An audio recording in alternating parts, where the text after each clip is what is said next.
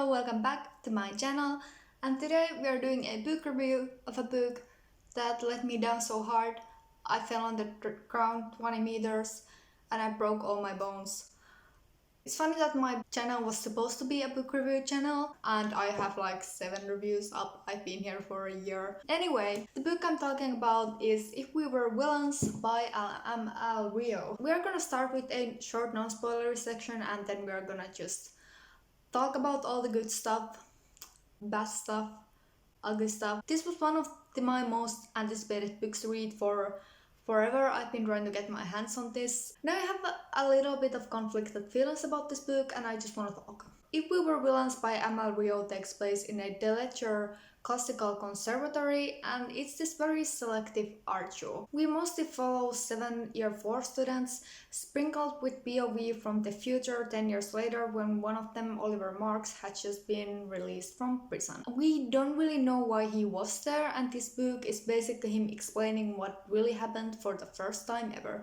I'm gonna put this away because we've all seen the cover now. My favorite part of this book was definitely the gorgeous atmosphere. It's overall well written, but the beginning was definitely the best part of this book. From there on, it's kind of a downfall. The pacing of this book is really slow and I didn't really know what was the story this book wanted to tell me because nothing important really happens until the very end. The characters are given one personality trait each, some not even that, and that made them quite hard to connect with. As this is a mystery thriller, I'm just gonna say that I personally found the ending quite predictable. That was my non-spoilery commentary on this book, so if you're leaving now, thank you for being here, and let's just get to the spoilers now. There are 3 things I want to talk about in this review, and those are the overall plot, the mystery and the characters. As mentioned, the pacing of this book is real slow. The main conflict occurs when our main group of 6 finds one of their friends, Richard,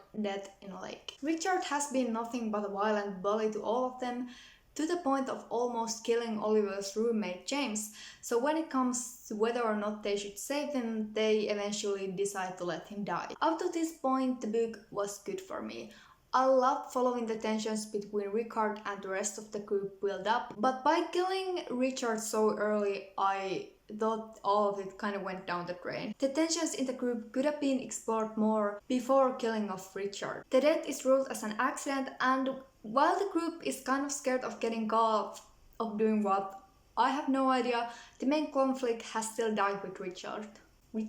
Wow. It comes up later that one of them may or may not have been the one who put him in the lake in the first place, but it's really hard to care at that point because it's just kind of mentioned as a side note that hey, one of us could have been the killer, but it's not really explored at all. And that was also something I found really hard to believe because one of your friends could have possibly killed someone. No matter how much of a dick this person was, one of your friends could have been a killer and you just kind of brush it off. That's mainly why I thought the mystery of this book didn't work for me, because for majority of the book we are just following the aftermath of Richard's death and how he manages to bully the main characters from the grave, but like nothing happens. There's really nowhere for the plot to go after Richard's death. I'm not gonna sit here and tell you I would have written this book better than Emma Rio, first of all because my writing is nowhere near her level.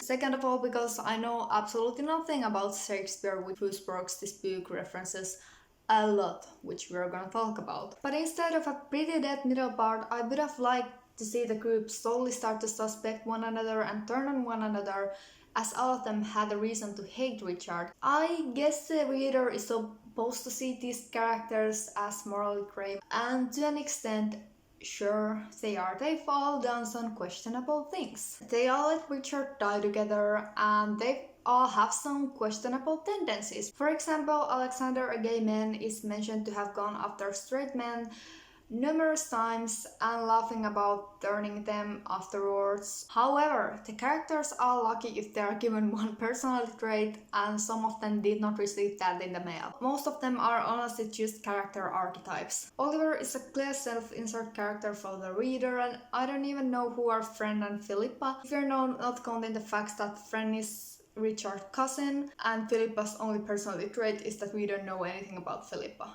These people have been like siblings for 4 years.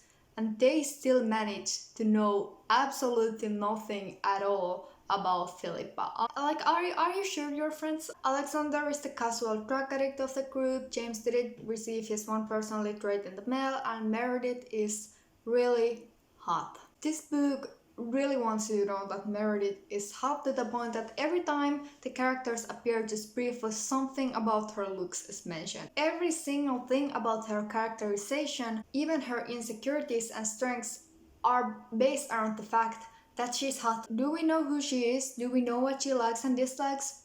Not really, but we know she has gorgeous auburn hair. So yeah, the characters are one-dimensional and it made it difficult to view them as anything but one-dimensional. And they definitely didn't feel morally gray. They just kinda seemed like average human beings who occasionally do some really awful shit. Richard's character development, it didn't work. In the beginning, there's really nothing notable or weird about him. He's been part of this group for years and he's dating Meredith. Then he suddenly just turns into this abusive jerk for no apparent reason. That's just not character development, that's a whole new character with the same name. This cast of characters is whole new level of pretentious. They quote Shakespeare in every other sentence, which got really old really fast. I understood that it was supposed to show us what kind of bubble they live in, that they walk a fine line between art and life, and kinda lose themselves in the process. But it was still high-key annoying. Oliver mentions that it's hard to keep up with people outside of their groups because they are constantly busy learning lines,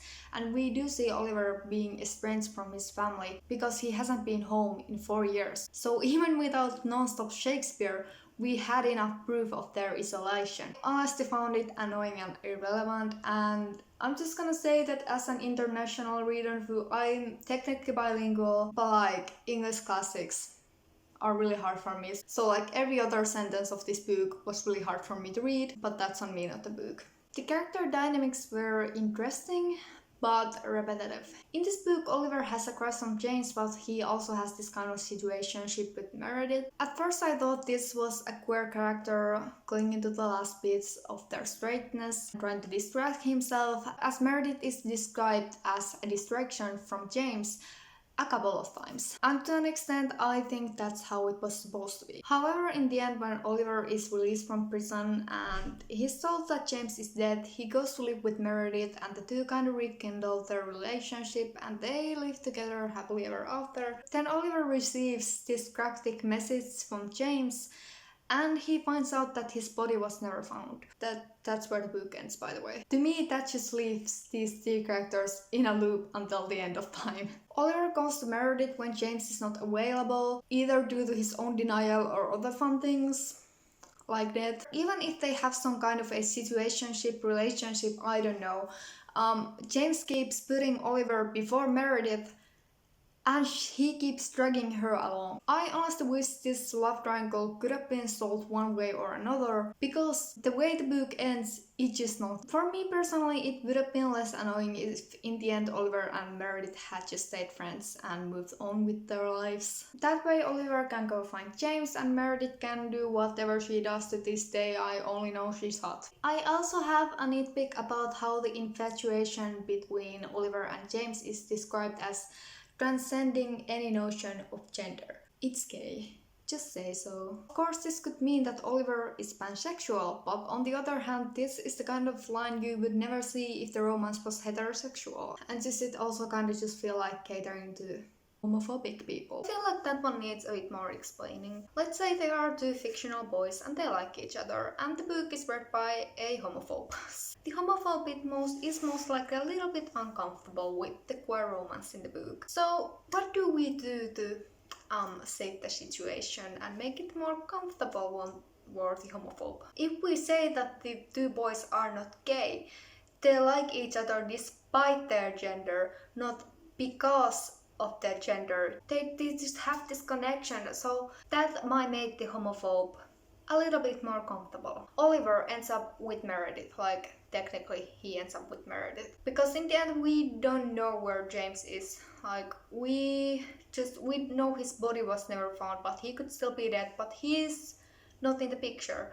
Oliver is pretty much building a home with Meredith. The book ends with a straight romance.